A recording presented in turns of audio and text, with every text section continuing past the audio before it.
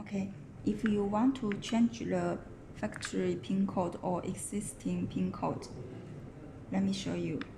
Press these two buttons at the same time and enter the factory pin code such as 1111 pound. Then enter a few 4-digit new pin code such as 5555 pound.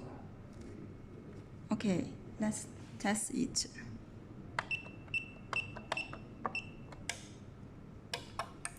Okay, as you can see, it can working together.